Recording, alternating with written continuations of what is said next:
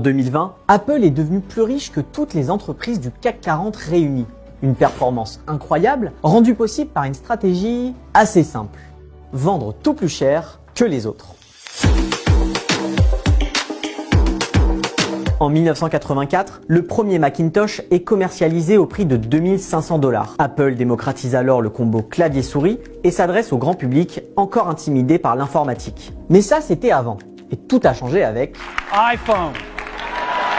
À chaque nouveau modèle, l'iPhone voit son prix augmenter de façon inexorable. En seulement 13 ans, on est passé d'un prix de lancement de 399 € à 1259 € avec le dernier modèle.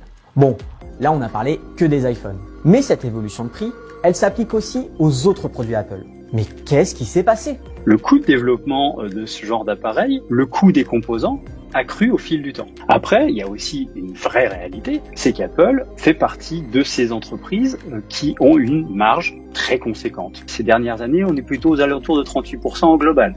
Avec une telle marge, Apple évolue au même niveau que les entreprises de luxe. Mais on reviendra sur ce point un peu plus tard. Pour ce qui est des innovations technologiques qui justifient l'augmentation des prix, Apple a effectivement de la ressource. On peut citer pêle-mêle la technologie Touch ID, le scanner 3D de l'iPad ou bien encore Siri.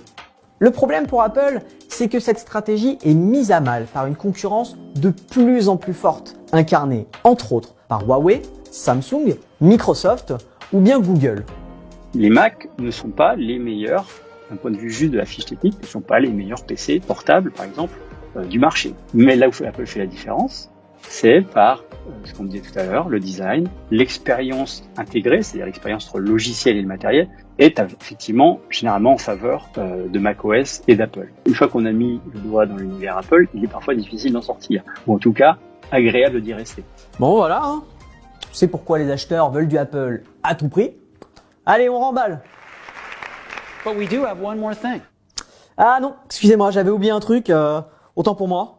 Pourquoi les gens sont prêts à dépenser l'équivalent d'un SMIC pour un iPhone? Scott Galloway, un professeur en marketing et auteur du livre The Four, dans lequel il analyse la stratégie des géants du numérique, a sa propre théorie. But this is your signal that you have good genes. This is the ultimate expression of wealth and your attractiveness.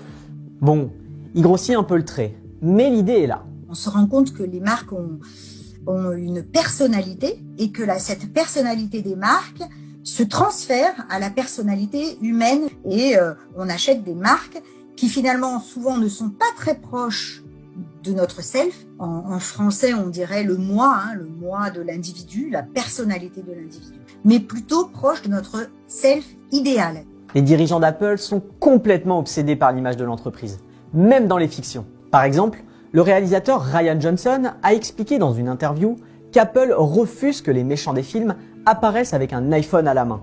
Apple veut apparaître comme une entreprise gentille, raffinée, élégante.